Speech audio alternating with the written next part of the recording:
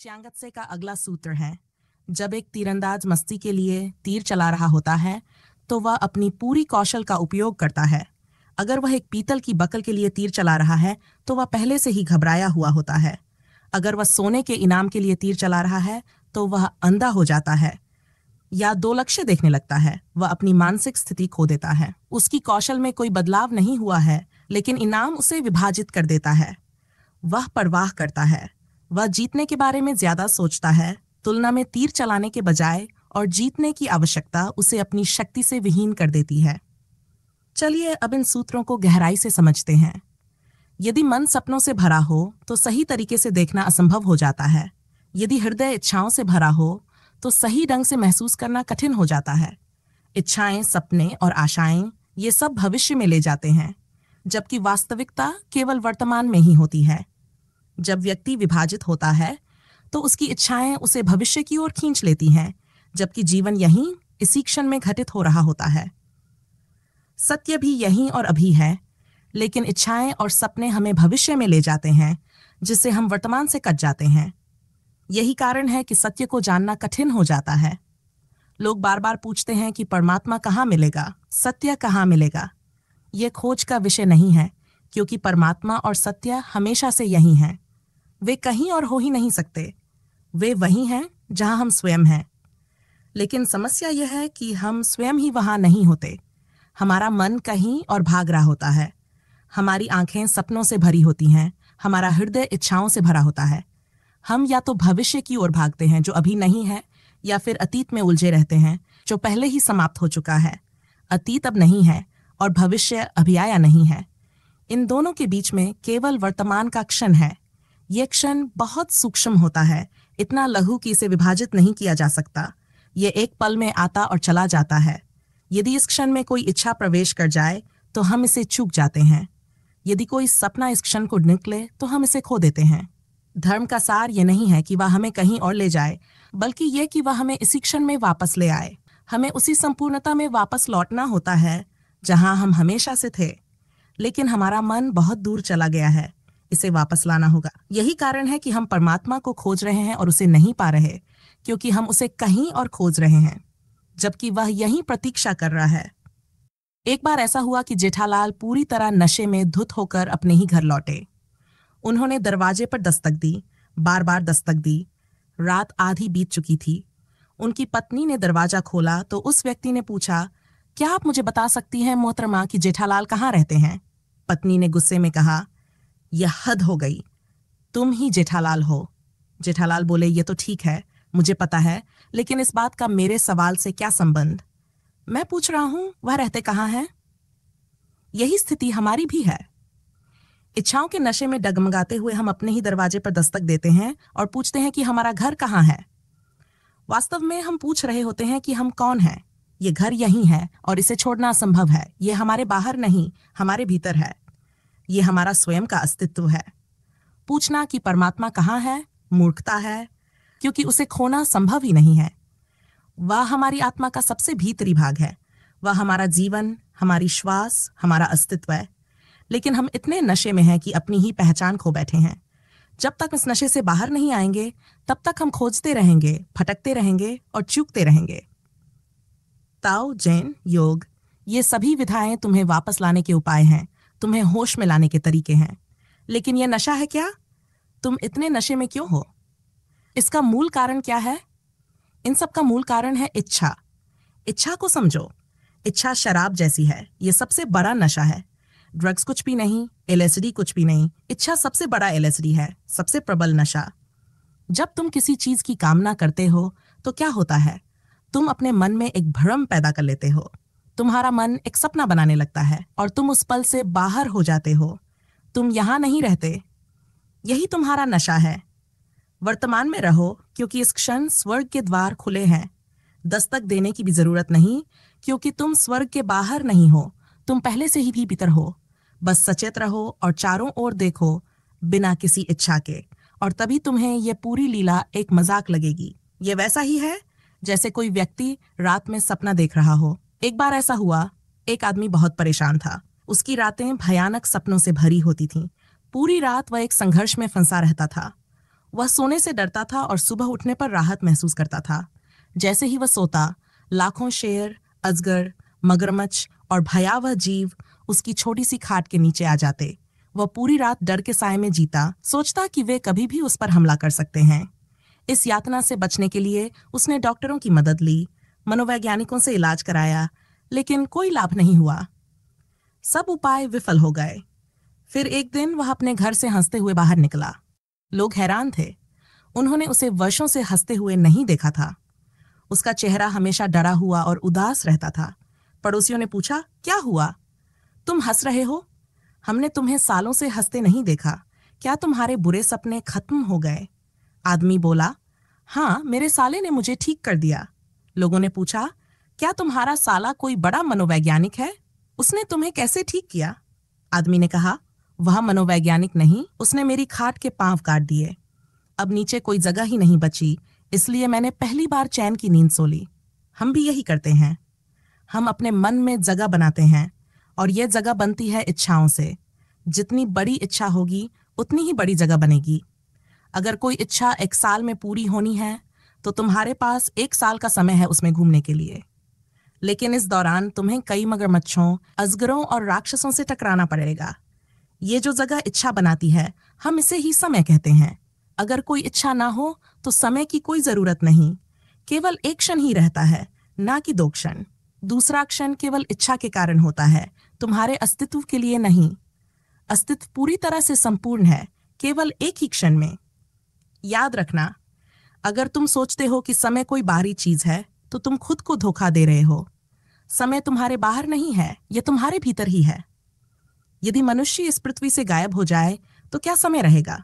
पेड़ उगेंगे, नदियां बहेंगी, बादल आकाश में तैरते रहेंगे, लेकिन क्या समय रहेगा? नहीं, समय जैसा कुछ नहीं रहेगा। क्षण होंगे, बल्कि केवल एक ही क्षण होगा। एक क्षण समाप्त होगा, दूसरा अस्तित्व में आएगा, फिर वह भी विलीन हो जाएगा और अगला क्षण जन्म लेगा।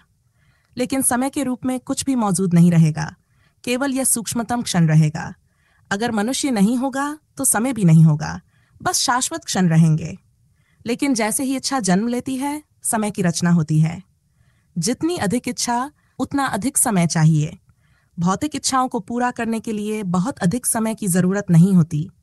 इसलिए पश्चिम कहता है कि केवल एक ही जीवन है, लेकिन पूर्व में हमने मोक्ष की कामना की है।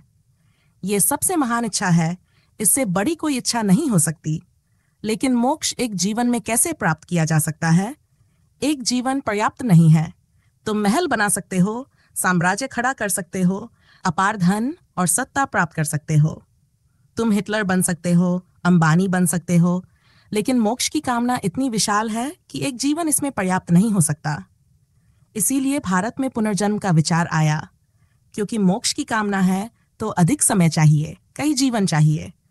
तभी यह आशा की जा सकती है कि यह इच्छा पूर्ण होगी। मैं ये नहीं कह रही कि पुनर्जन्म होता ही है या नहीं, यह मुख्य बात नहीं है। मुख्य बात यह है कि पूर्व के लोग पुनर्जन्म में विश्वास करते हैं क्योंकि उन्होंने मोक्ष की इच्छा की है। यदि केवल एक ही जीवन हो तो मोक्ष कैसे प्राप्त होगा? अगर केवल एक ही जीवन है तो केवल भौतिक वस्तुएं ही प्राप्त की जा सकती हैं। आध्यात्मिक रूपांतरण संभव नहीं होगा। ये इच्छा इतनी बड़ी है कि इसके लिए अनगिनत जीवन चाहिए। यही कारण है कि पूर्व में लोग इतने धीमे हैं, इतनी सुस्ती से जीते हैं।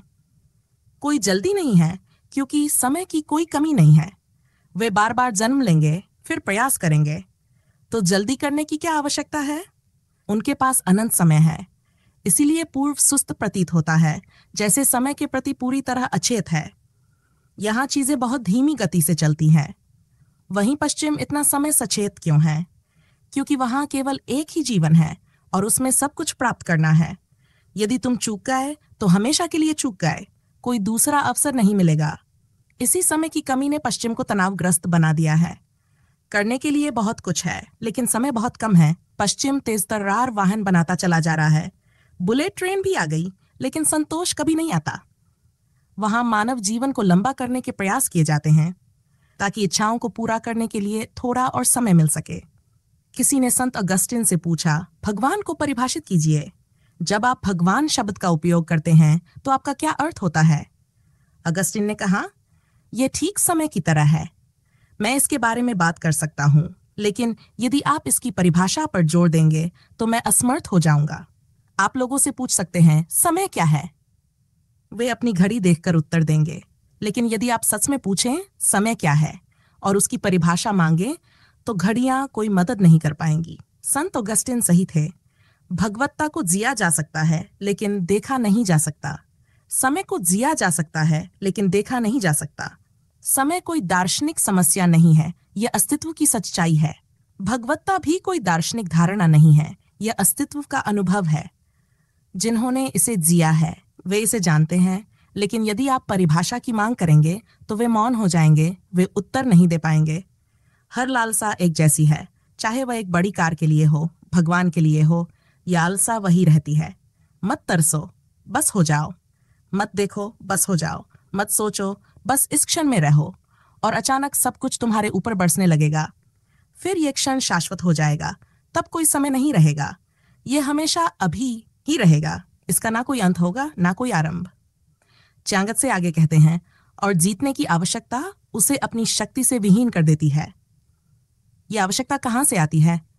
हर कोई जीत की तलाश में है, विजय प्राप्त करना चाहता है, लेकिन यह जीतने की आवश्यकता जन्म क्यों लेती है? तुम इस सत्य से अनजान हो कि तुम पहले से ही विजयी हो। जीवन तुम्हारे पास पहले ही आ चुका है। तुम पहले से ही विजेता हो। कुछ और पाना संभव नहीं है। जो कुछ भी हो सकता था वह पहले ही घट चुका है, लेकिन तुमने इसे पहचाना नहीं। तुमने उस सुंदरता को नहीं जाना जो तुम्हारे भीतर पहले से ही विद्यमान है। तुमने उस मौन, उस शांति, उस आनंद को नहीं जाना जो तुम्हारे भीतर पहले से ही मौजूद है। क्योंकि तुम अपने भीतर के इस साम्राज्य से अनजान हो, इसलिए तुम्हें हमेशा लगता है कि कुछ चाहिए, कोई जीत जो ये प्रमाणित करे कि तुम भिखारी नहीं हो। अलेक्जेंडर महान भारत आ रहा था जीतने के लिए, क्योंकि यदि जीतने की कोई आवश्यकता ना हो तो कोई इतनी लंबी यात्रा पर क्यों निकलेगा? एथेंस कितना सुंदर था, वहां से निकलने की कोई जरूरत ही नहीं थी। रास्ते में उसने सुना कि एक संत डायोजनीज नदी के किनारे रहते हैं। उसने उनके बारे में बहुत कहानियां सुनी थीं। उन दिनों खासकर एथेंस में केवल दो नाम सबसे अधिक चर्चित थे, एक अलेक्जेंडर और दूसरा डायोजनीज। वे दो विपरीत ध्रुव थे। अलेक्जेंडर एक सम्राट था जो पूरी दुनिया को जीतना चाहता था। उसका सपना था कि संपूर्ण पृथ्वी उसके अधीन हो। वह एक योद्धा था जो विजय की खोज में था। और दूसरी ओर डायोजनीज थे, पूरी तरह विपरीत। वह नग्न रहते थे, उनके पास कुछ भी नहीं था। पहले उनके पास एक भिक्षा पात्र था जिसे वे पानी पीते या भोजन मांगते। फिर एक दिन उन्होंने एक कुत्ते को नदी से पानी पीते देखा और तुरंत अपना पात्र फेंक दिया। उन्होंने कहा, यदि कुत्ते बिना पात्र के रह सकते हैं तो मैं क्यों नहीं? यदि वे इतने बुद्धिमान हैं कि बिना पात्र के काम चला लेते हैं, तो मैं मूर्ख हूं जो इसे ढो रहा हूं। यह मेरे लिए एक बोझ है। उस दिन से वह कुत्ता उनका गुरु बन गया। उन्होंने उसे अपने साथ रख लिया। वे साथ सोते, साथ भोजन करते। वह कुत्ता ही उनका एकमात्र साथी बन गया। किसी ने डायोजनीज से पूछा, आप कुत्ते के साथ क्यों रहते हैं? उन्होंने कहा, ये उन तथाकथित बुद्धिमान मनुष्यों से अधिक समझदार है। मैं पहले इतना बुद्धिमान नहीं था, लेकिन इसे देखकर, इसे ध्यान से देखकर मैं अधिक जागरूक हुआ हूँ। ये इसी क्षण में जीता है, किसी चीज की चिंता नहीं करता, कुछ भी अपने पास नहीं रखता, और ये इतना आनंदित है। इसके पास कुछ नहीं है, फिर भी ये सब कुछ रखता है। मैं अभी इतना संतुष्ट नहीं हूँ, भीतर कुछ बेचैनी बची हुई है। जब मैं भी पूरी तरह इसकी तरह हो जाऊंगा, तभी मैं अपने लक्ष्य तक पहुंच पाऊंगा। तो अलेक्जेंडर ने डायोजनीज के आनंदमय जीवन के बारे में सुना था, उनकी गहरी शांति, उनकी आंखें जो बिल्कुल निर्मल आकाश की तरह थीं। और यह आदमी नग्न रहता था, उसे कपड़ों की भी आवश्यकता नहीं थी। किसी ने अलेक्जेंडर से कहा, वह यही नदी के किनारे हैं, हम पास से ही गुजर रहे हैं। अलेक्जेंडर उनसे मिलने गए। सुबह का समय था, सर्दी का मौसम था। डायोजनीज बालू पर लेटे हुए थे, सूर्य की गर्माहट का आनंद ले रहे थे, प्रकृति की शांति में डूबे हुए थे। नदी बह रही थी। अलेक्जेंडर सोचने लगे, क्या कहूं? एक सम्राट के पास केवल धन, शक्ति और संपत्ति की ही भाषा होती है। उन्होंने डायोजनीज की ओर देखा और कहा, मैं अलेक्जेंडर महान हूं। यदि आपको किसी चीज की आवश्यकता हो तो मुझसे कहिए, मैं आपकी सहायता कर सकता हूं। डायोजनीज हंसे और बोले, मुझे किसी चीज की आवश्यकता नहीं है। बस एक पा करो, थोड़ा एक तरफ हो जाओ, क्योंकि तुम मेरी धूप रोक रहे हो। यही एकमात्र चीज है जो तुम मेरे लिए कर सकते हो। और याद रखना, किसी की धूप मत रोकना, यही सबसे बड़ा उपकार हो सकता है। बस मेरे रास्ते से हट जाओ, मुझे और कुछ नहीं चाहिए। अलेक्जेंडर ने डायोजनीज को देखा। उन्हें अपने भीतर एक भिखारी जैसा अनुभव हुआ। यह आदमी कुछ नहीं चाहता और मैं पूरी दुनिया चाहता हूं और फिर भी संतुष्ट नहीं हूं।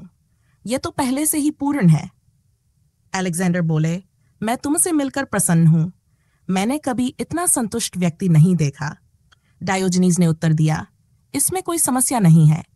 यदि तुम भी मेरी तरह संतुष्ट होना चाहते हो तो मेरे पास आकर लेट जाओ, धूप सेंको, भविष्य को भूल जाओ, तुम्हें कौन रोक रहा है? अलेक्जेंडर हंसे, लेकिन उनकी हंसी खोखली थी। उन्होंने कहा, तुम सही कह रहे हो, लेकिन अभी समय नहीं आया है। एक दिन मैं भी तुम्हारी तरह विश्राम करना चाहूंगा। डायोजनीज ने कहा, वह दिन कभी नहीं आएगा। विश्राम के लिए और क्या चाहिए? यदि मैं, जो एक भिखारी हूं, विश्राम कर सकता हूं तो और क्या आवश्यक है? ये संघर्ष क्यों? ये प्रयास क्यों? ये युद्ध क्यों? ये जीतने की आवश्यकता क्यों? अलेक्जेंडर बोले, जब मैं विजयी हो जाऊंगा, जब मैंने पूरी दुनिया को जीत लिया होगा, तब मैं यहां आऊंगा, तुमसे सीखूंगा और तुम्हारे साथ बैठूंगा।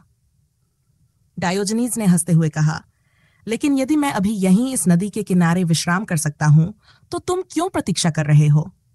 पूरी दुनिया घूमकर, दूसरों और स्वयं को दुख देकर, अंततः मेरे पास आकर विश्राम करने के लिए यह सब क्यों कर रहे हो? मैं तो पहले से ही विश्राम में हूं। यह जीतने की आवश्यकता क्यों? यह प्रश्न आज के जगत में बहुत प्रासंगिक है। तुम्हें स्वयं को साबित करना है। तुम भीतर ही भीतर इतने हीन महसूस करते हो, इतने खाली महसूस करते हो, तुम्हारे भीतर इतनी रिक्तता है कि तुम्हें कुछ बनना पड़ता है, कुछ साबित करना पड़ता है। जब तक तुमने खुद को साबित नहीं कर दिया, तुम चैन से नहीं बैठ सकते। 2 रास्ते हैं और समझने की कोशिश करो कि केवल यही 2 रास्ते हैं। एक रास्ता बाहर जाने का है, दुनिया को दिखाने का कि तुम कुछ हो। दूसरा रास्ता भीतर जाने का है, यह जानने का कि तुम कुछ नहीं हो। यदि तुम बाहर जाओगे तो तुम कभी साबित नहीं कर पाओगे कि तुम कुछ हो। यह आवश्यकता बनी रहेगी, बल्कि यह बढ़ती ही जाएगी। जितना तुम दूसरों को साबित करने की कोशिश करोगे, उतना ही तुम अलेक्जेंडर की तरह खुद को एक भिखारी के रूप में महसूस करोगे, डायोजनीज के सामने खड़े होकर। सिर्फ दूसरों को यह दिखाने से कि तुम कोई हो, तुम वास्तव में कोई नहीं बन जाते। भीतर एक खालीपन बना रहता है, जो दिल में लगातार काटता रहता है, यह एहसास कि तुम कुछ नहीं हो। साम्राज्य इस खालीपन को नहीं भर सकते, क्योंकि बाहरी चीजें भीतर नहीं जा सकती। बाहर बाहर ही रहेगा, भीतर भीतर ही रहेगा। उनके बीच कोई मिलन नहीं। तुम पूरी दुनिया की संपत्ति इकट्ठा कर सकते हो, लेकिन तुम उसे भीतर कैसे भरोगे? नहीं, जब तुम्हारे पास सब कुछ होगा तब भी तुम खाली महसूस करोगे, क्योंकि अब यह अंतर और स्पष्ट हो जाएगा। इसीलिए बुद्ध ने अपना महल छोड़ दिया। उन्होंने सारी संपत्ति देखी, फिर भी भीतर का खालीपन महसूस किया। उन्हें एहसास हुआ कि यह सब व्यर्थ है। दूसरा रास्ता भीतर जाने का है, इस खालीपन से भागने का नहीं, बल्कि इसे समझने का। यही चांगत से कह रहे हैं, एक खाली नाव बन जाओ, बस भीतर जाओ और देखो कि तुम कुछ नहीं हो। जिस क्षण तुम ये जान लेते हो कि तुम कुछ नहीं हो, तुम एक नए आयाम में प्रवेश कर जाते हो। क्योंकि जब कोई जानता है कि वह कुछ नहीं है, तब वह यह भी जानता है कि वह सब कुछ है। तुम कोई एक व्यक्ति नहीं हो, क्योंकि तुम संपूर्ण हो। संपूर्ण कोई एक कैसे हो सकता है? कोई होना हमेशा एक हिस्से का होना है। भगवान कोई नहीं हो सकते, क्योंकि वे सब कुछ हैं। वे कुछ भी नहीं रख सकते, क्योंकि वे स्वयं संपूर्णता हैं। केवल तो भिखारी रखते हैं, क्योंकि रखना सीमित होता है। संपूर्णता असीम होती है। कुछ होने की एक सीमा होती है, पर कुछ नहीं होना अनंत होता है। यदि तुम बाहर की ओर बढ़ोगे तो तुम्हें भीतर कुछ नहीं महसूस होगा। यदि तुम भीतर की ओर बढ़ोगे तो यही कुछ नहीं संपूर्णता बन जाएगा। यही कारण है कि बुद्ध कहते हैं कि शून्यता ही ब्रह्म है। कुछ नहीं होना ही ये जानना है कि तुम सब कुछ हो। कुछ होने का एहसास ही ये जानना है कि तुम संपूर्ण नहीं हो, और इससे कम कुछ भी नहीं चलेगा। इसलिए भीतर जाओ। इस कुछ नहीं से लड़ो मत, इसे भरने की कोशिश मत करो, बल्कि इसे पहचानो और इसके साथ एक खाली नाव बनो, और फिर सारे समुद्र तुम्हारे हैं। तब ये नाव अनंत में चलेगी। इसे कोई रोक नहीं सकता। कोई नक्शा नहीं चाहिए, क्योंकि अब हर जगह तुम्हारा गंतव्य है। जीतने की आवश्यकता केवल इसलिए है कि तुम साबित करना चाहते हो कि तुम कुछ हो। और साबित करने का एकमात्र तरीका यह है कि दूसरों की आंखों में इसे दिखाया जाए, क्योंकि उनकी आंखें तुम्हारा प्रतिबिंब बन जाती हैं। अलेक्जेंडर जब दूसरों की आंखों में देखता था तो उसे लगता था कि वह कुछ है, लेकिन डायोजनीज के सामने वह अचानक कुछ नहीं बन गया। डायोजनीज के लिए वह कोई विशेष व्यक्ति नहीं था, बल्कि अलेक्जेंडर को खुद मूर्खता महसूस हुई होगी। कहा जाता है कि अलेक्जेंडर ने डायोजनीज से कहा, अगर भगवान मुझे फिर से जन्म दें तो मैं अलेक्जेंडर नहीं, डायोजनीज बनना चाहूंगा। मन हमेशा भविष्य में भागता है। उसी क्षण वह डायोजनीज बन सकता था, कोई बाधा नहीं थी। अलेक्जेंडर बनने के लिए हजारों बाधाएं थीं। हर कोई उसे रोकने की कोशिश करता। जब तुम ये साबित करने की कोशिश करते हो कि तुम कुछ हो, तो तुम दूसरों के ईगो को चोट पहुंचाते हो। वे सब ये साबित करने की कोशिश करते हैं कि तुम कुछ नहीं हो। जब तक तुम उन्हें नष्ट नहीं कर देते, वे ये साबित करते रहेंगे कि तुम कुछ नहीं हो। यह एक कठिन रास्ता है, लेकिन डायोजनीज बनने की कोई बाधा नहीं थी। अलेक्जेंडर ने इस व्यक्ति की सुंदरता और गरिमा को महसूस किया। उन्होंने कहा, अगर मुझे दूसरा जीवन मिला तो मैं डायोजनीज बनना चाहूंगा। डायोजनीज हंसे और बोले, अगर मुझसे पूछा जाए तो मैं निश्चित रूप से कभी भी अलेक्जेंडर नहीं बनना चाहूंगा। अलेक्जेंडर ने डायोजनीज की आंखों में देखा। वहां उनकी जीत की कोई पहचान नहीं थी।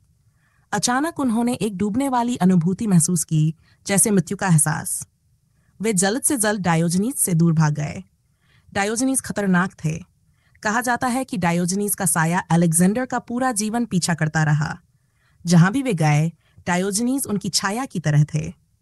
रात में उनके सपनों में डायोजनीज हंसते हुए आते, और एक सुंदर कथा ये भी कहती है कि दोनों की मृत्यु एक ही दिन हुई। डायोजनीज ने शायद अलेक्जेंडर की प्रतीक्षा की थी। मृत्यु के बाद जब वे उस नदी को पार कर रहे थे जो इस दुनिया और उस दुनिया के बीच है, अलेक्जेंडर की डायोजनीज से फिर मुलाकात हुई। ये दूसरी भेंट पहली से भी अधिक खतरनाक थी।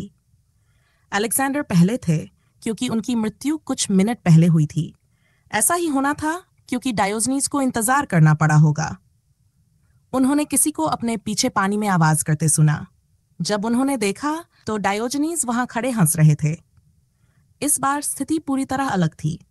अलेक्जेंडर भी नग्न थे क्योंकि इस दुनिया से कुछ भी दूसरी दुनिया में नहीं जाता। इस बार वे सचमुच कुछ नहीं थे, कोई सम्राट नहीं। लेकिन डायोजनीज बिल्कुल वैसे ही थे जैसे पहले थे। जो कुछ मृत्यु छीन सकती थी वह पहले ही त्याग चुके थे, इसलिए मृत्यु उनके लिए कुछ नहीं ले जा सकी। वे बिल्कुल वैसे ही थे जैसे नदी के किनारे थे। खुद को सहज दिखाने के लिए, आत्मविश्वास बनाए रखने के लिए अलेक्जेंडर हंसे और बोले, शानदार। फिर से एक सम्राट और एक भिखारी की मुलाकात, महान सम्राट और महानतम भिखारी की मुलाकात। डायोजनीज मुस्कुराए और बोले, तुम बिल्कुल सही कह रहे हो, बस एक भ्रम में हो कि कौन सम्राट है और कौन भिखारी। ये सचमुच एक सम्राट और भिखारी की मुलाकात है, लेकिन सम्राट पीछे है और भिखारी आगे। और मैं तुम्हें बताता हूँ अलेक्जेंडर, पहली मुलाकात में भी यही सच था। तुम भिखारी थे, लेकिन तुम्हें लगा कि मैं हूं। अब देखो, पूरी दुनिया जीतकर तुमने क्या पाया? तुम्हें जीतने की क्या जरूरत है?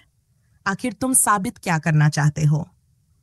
अपनी ही आंखों में तुम जानते हो कि तुम कुछ भी नहीं हो, और यही कुछ ना होना तुम्हारे हृदय में पीड़ा बन जाता है।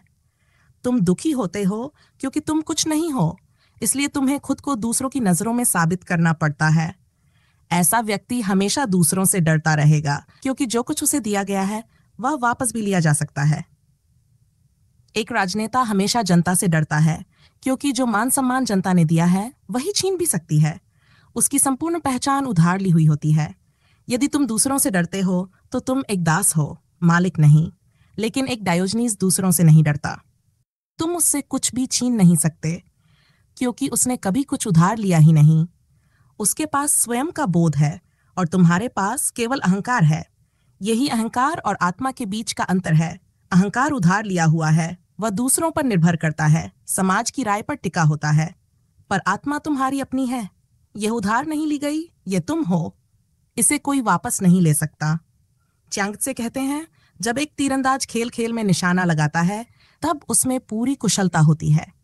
जब तुम सिर्फ आनंद के लिए कोई कार्य करते हो तब तुम पूरी तरह सहज होते हो।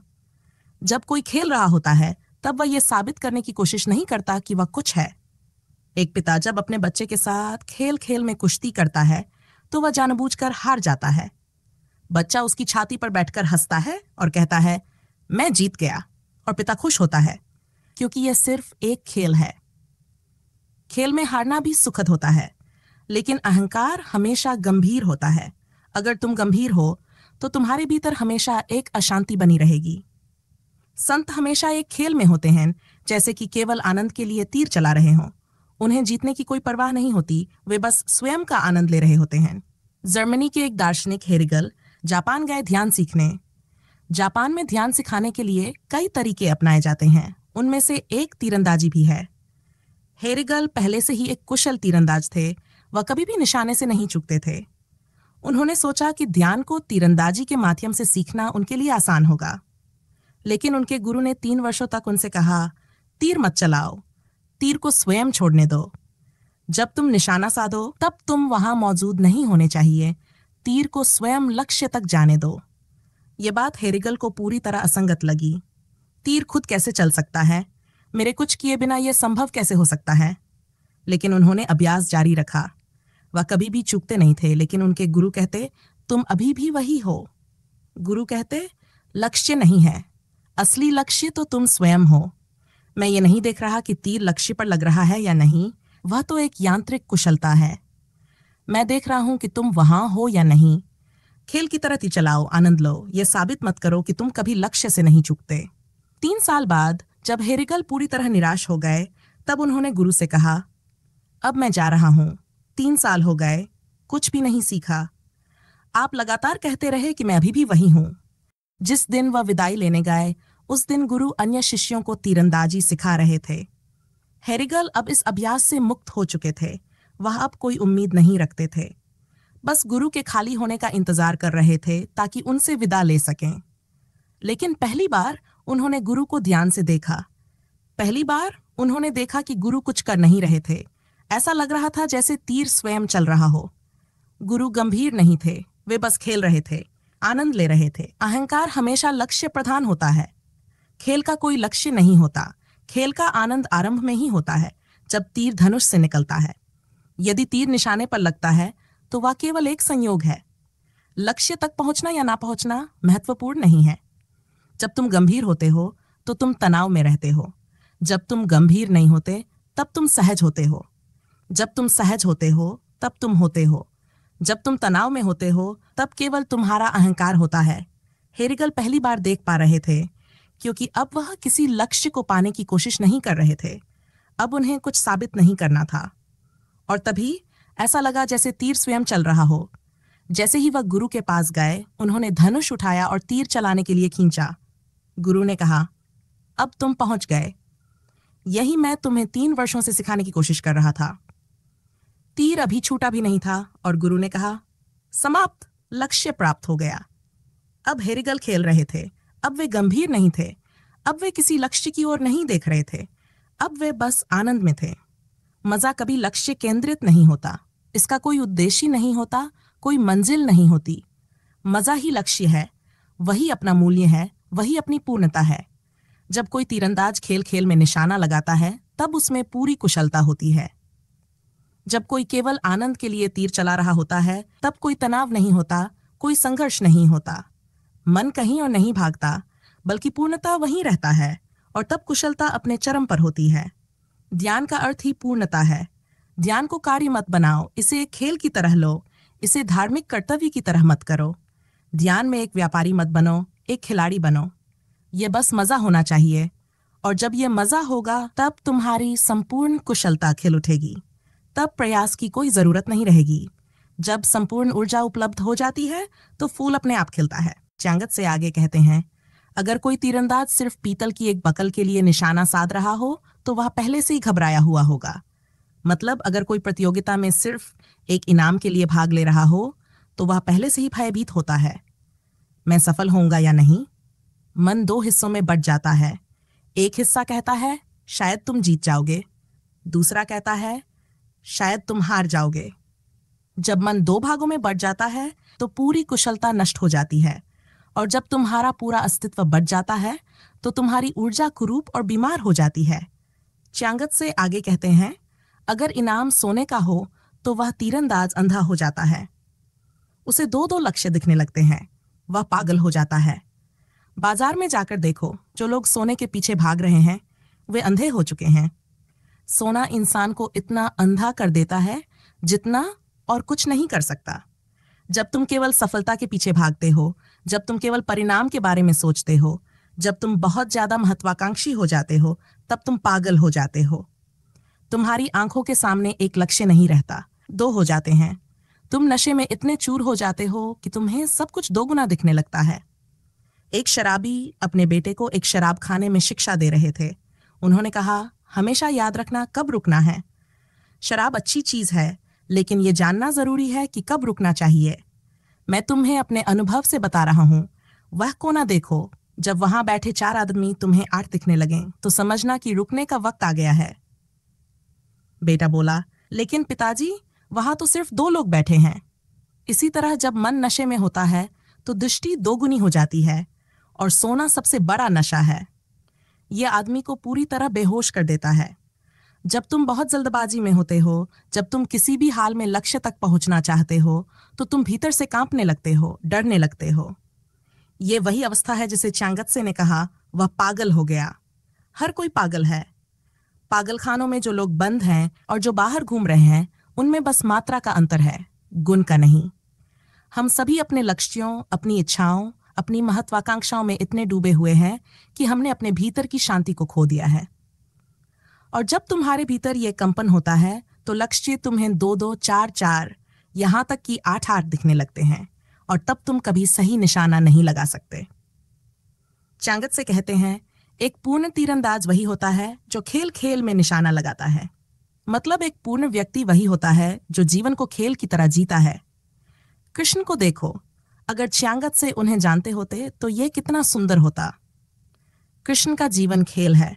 बुद्ध, महावीर, जीसस, ये सभी थोड़े गंभीर लगते हैं, जैसे कुछ प्राप्त करना हो, मोक्ष, निर्वाण, ऐसा कुछ।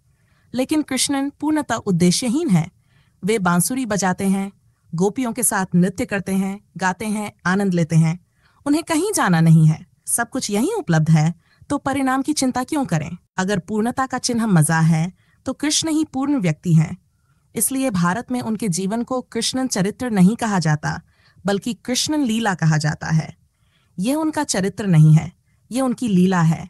यह कोई नैतिक उपदेश नहीं है, यह बस एक खेल है, एक उत्सव है। छोटे बच्चों को देखो, तुम उनसे पूछ नहीं सकते तुम क्या कर रहे हो। उनका कोई उत्तर नहीं होगा।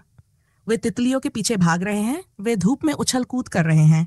इससे उन्हें क्या मिलेगा? वे कहाँ पहुंचेंगे? कहीं नहीं। वे कहीं नहीं जा रहे।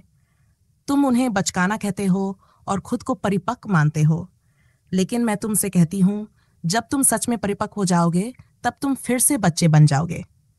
तब तुम्हारा जीवन फिर से खेल बन जाएगा। तब तुम हर क्षण का आनंद लोगे, तब तुम गंभीर नहीं रहोगे। च्यांगत्से आगे कहते हैं, उसकी कुशलता में कोई परिवर्तन नहीं आया है, लेकिन इनाम उसे बांट देता है। मतलब अब वह उसकी परवाह करता है। वह जीतने के बारे में ज्यादा सोचता है, बजाय इसके कि वह लक्ष्य पर ध्यान दे। और जीतने की जरूरत उसे ऊर्जा से खाली कर देती है। यदि आप इतने कमजोर, निराश और थके हुए दिखाई देते हैं, तो इसका कारण आप हैं।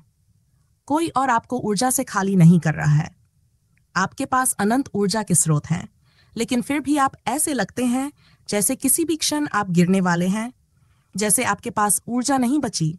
एक छोटी सी कहानी से इसे समझिए। एक गांव में एक गरीब आदमी का बेटा था।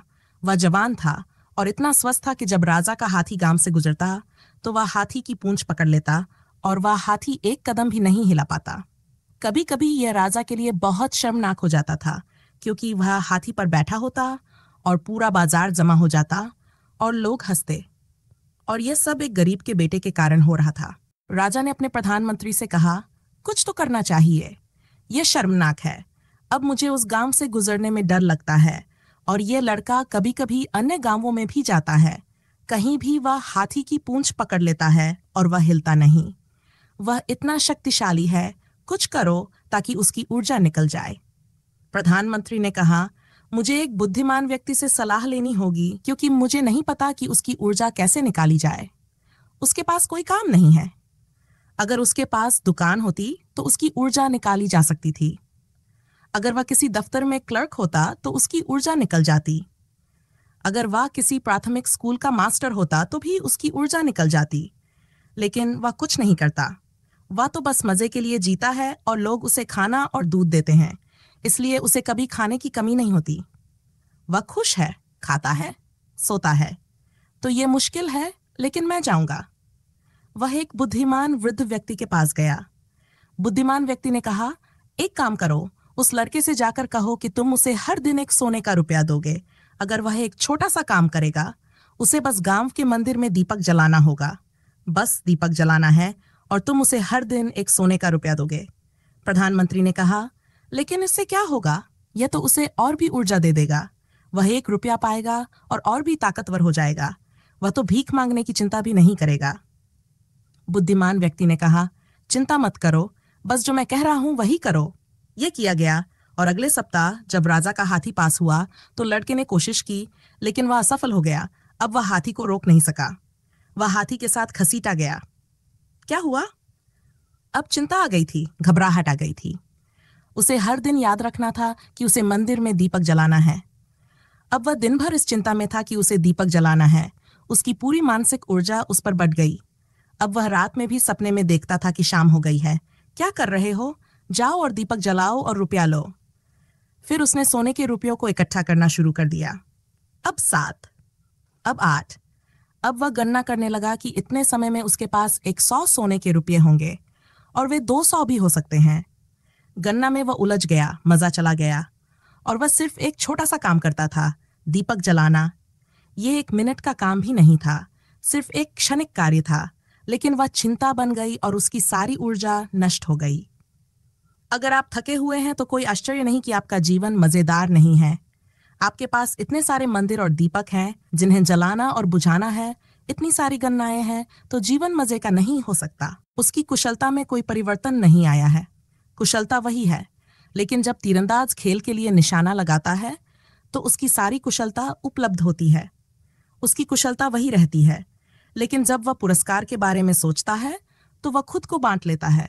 वह परवाह करता है, चिंता आ जाती है, घबराहट बढ़ने लगती है। अब वह जीतने के बारे में सोचता है, अब वह निशाना लगाने के बारे में नहीं सोचता। अब सवाल यह नहीं है कि कैसे निशाना लगाना है, सवाल यह है कि कैसे जीतना है। अब वह शुरुआत से अंत की ओर बढ़ गया है।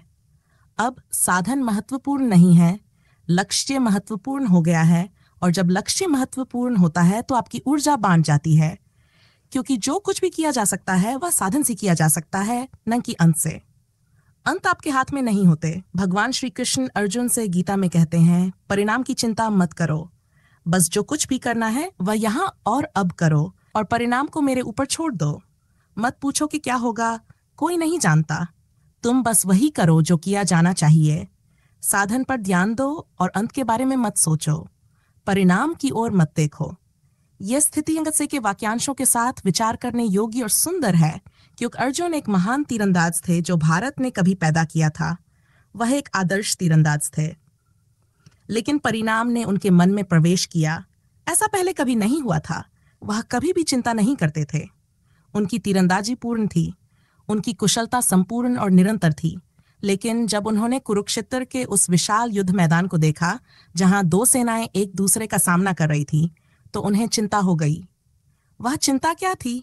वह ये थी कि दोनों ओर उनके प्रियजन थे। ये एक पारिवारिक मामला था, चचेरे भाई बहनों के बीच युद्ध, इसलिए हर कोई एक दूसरे से जुड़ा हुआ था। जो लोग दूसरी ओर थे वे भी इस पक्ष से जुड़े हुए थे। सभी परिवार और रिश्तेदार बट गए थे। ये एक दुर्लभ युद्ध था, एक पारिवारिक युद्ध। कृष्णन अर्जुन के साथ थे, लेकिन उनकी सेना दूसरी ओर थी। कृष्णन ने कहा था, तुम दोनों मुझसे प्रेम करते हो, इसलिए तुम्हें आधे आधे बंटना होगा। एक पक्ष का साथ मैं दूंगा और दूसरे पक्ष को मेरी सेना। दुर्योधन, जो दूसरी ओर था, मूर्ख था। उसने सोचा, मैं कृष्ण के साथ क्या करूंगा, उनकी सेना तो इतनी बड़ी है। तो उसने कहा, मैं आपकी सेना चुनता हूं। तो कृष्ण अर्जुन के साथ थे और अर्जुन खुश थे, क्योंकि एक कृष्ण पूरी दुनिया से अधिक हैं। अचेतन व्यक्तियों की सेनाएं क्या कर सकती हैं एक जागृत व्यक्ति के सामने? कृष्ण असली मदद बने जब अर्जुन भ्रमित हुए और उसका मन बट गया। गीता में कहा गया है कि इन दोनों सेनाओं को देखकर वह परेशान हो गए थे। और उन्होंने कृष्ण से कहा, मेरी ऊर्जा समाप्त हो गई है, मुझे घबराहट हो रही है, मुझे कमजोर महसूस हो रहा है, मेरी शक्ति मुझसे चली गई है। और ऐसा कौन कह रहा था जो महान तीरंदाज था? उनका धनुष गांडीव के नाम से जाना जाता था। उन्होंने कहा, गांडीव मेरे लिए बहुत भारी लग रहा है, मेरा शरीर सुन्न हो गया है, मैं सोच नहीं पा रहा और ना ही देख पा रहा हूं। सब कुछ उलझा हुआ लग रहा है क्योंकि ये सभी रिश्तेदार हैं और मुझे इन्हें मारना पड़ेगा। इसका परिणाम क्या होगा? हत्या, इतने लोग मारे जाएंगे। और मुझे इसका क्या लाभ होगा? एक बेकार राज्य। मुझे युद्ध में रुचि नहीं है, ये बहुत महंगा लगता है। मैं भाग जाना चाहता हूँ और सन्यासी बनकर जंगल में ध्यान करना चाहता हूँ। यह मेरे लिए नहीं है, मेरी ऊर्जा समाप्त हो गई है। श्री कृष्ण ने उन्हें बताया, परिणाम के बारे में मत सोचो, वह तुम्हारे हाथ में नहीं है। और यह मत सोचो कि तुम करने वाले हो, क्योंकि अगर तुम करने वाले हो तो अंत तुम्हारे हाथ में है। करने वाला हमेशा दिव्य है और तुम सिर्फ एक साधन हो। यहां और अब पर ध्यान दो, साधन पर ध्यान दो और परिणाम को मुझ पर छोड़ दो। मैं तुम्हें बताता हूं अर्जुन, ये लोग पहले से ही मरे हुए हैं, वे मरने के लिए नियत हैं। तुम इन्हें मारने नहीं जा रहे हो, तुम बस एक साधन हो जो उन्हें यह बताने के लिए है कि वे पहले ही मारे जा चुके हैं, वे पहले ही मरे हुए हैं।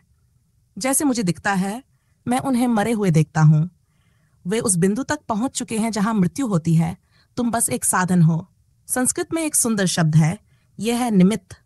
निमित्त का मतलब है कि तुम करने वाले नहीं हो, तुम कारण नहीं हो, ना ही तुम किसी कारणों में से एक हो, तुम बस निमित्त हो। इसका मतलब है कि कारण दिव्य के हाथ में है, दिव्य ही करने वाला है, तुम सिर्फ उसका साधन हो। तुम बस एक डाकिया की तरह हो, वह आता है और तुम्हें एक पत्र देता है। अगर पत्र तुम्हारा अपमान करता है तो तुम उस पर गुस्सा नहीं होते, तुमने मुझे यह पत्र क्यों दिया? डाकिया इससे अप्रभावित रहता है, वह निमित्त है। उसने पत्र नहीं लिखा है, उसने इसे कारण नहीं बनाया है, वह इससे प्रभावित नहीं है, वह बस अपना कर्तव्य निभा रहा है। तुम उससे गुस्सा नहीं होते। तुम नहीं थे, तुमने यह पत्र मेरे पास क्यों लाया? कृष्ण ने अर्जुन से कहा, तुम बस एक डाकिया की तरह हो, तुम्हें उन्हें मृत्यु पहुंचानी है। तुम हत्यारे नहीं हो, मृत्यु दिव्य की है, वे इसे पहले ही कमा चुके हैं, इसलिए चिंता मत करो। अगर तुम उन्हें नहीं मारोगे तो कोई और करेगा, अगर ये डाकिया नहीं करेगा तो कोई और पत्र पहुंचाएगा। क्योंकि जैसे ही तुम अंत के बारे में सोचते हो, तुम्हारी कुशलता खो जाती है, तुम बढ़ जाते हो। इसलिए तुम थके हुए महसूस कर रहे हो अर्जुन, तुम्हारी ऊर्जा कहीं नहीं गई, वह एक चिंता बन गई है। फिर तुम खुद से लड़ रहे हो, एक हिस्सा कहता है आगे बढ़ो, दूसरा हिस्सा कहता है यह सही नहीं है। तुम्हारी संपूर्णता खो गई है, और जब भी संपूर्णता खो जाती है तब व्यक्ति कमजोर महसूस करता है। इतने शक्तिशाली व्यक्ति अर्जुन कहते हैं, मैं ये गांडीव नहीं उठा सकता, ये धनुष मेरे लिए बहुत भारी हो गया है। कुशलता वही है, कुछ भी बदला नहीं है, लेकिन मन बट गया है। जब भी तुम बटे होते हो तो तुम शक्तिहीन होते हो, जब तुम अविभाजित होते हो तो तुम शक्तिशाली होते हो। इच्छाएं तुम्हें बांट देती हैं, ध्यान तुम्हें अविभाजित करता है। इच्छाएं तुम्हें भविष्य की ओर ले जाती हैं, ध्यान तुम्हें वर्तमान में लाता है। निष्कर्ष के रूप में इसे याद रखो, भविष्य की ओर मत बढ़ो। जब भी तुम्हें लगे कि तुम्हारा मन भविष्य की ओर बढ़ रहा है, तुरंत वर्तमान में लौट आओ। इसे पूरा करने की कोशिश मत करो। तुरंत जैसे ही तुम सोचने लगो, जैसे ही तुम जागरूक हो जाओ कि मन भविष्य की ओर बढ़ चुका है, तो वर्तमान में कूद पड़ो। तब जीवन मजेदार हो जाएगा, ये एक खेल बन जाएगा। और फिर तुम इतनी ऊर्जा से भर जाओगे कि तुम उफान से बाहर निकलोगे। ये जीवन शक्ति का सैलाब होगा, और वह सैलाब ही आनंद है। तो इस वीडियो को यहीं तक रखते हैं। आशा है कि आपको यह चर्चा काफी एनलाइटनिंग लगी होगी। ऐसी ही माइंडफुल वीडियोस के लिए हमारे चैनल को सब्सक्राइब करना ना भूलें। धन्यवाद।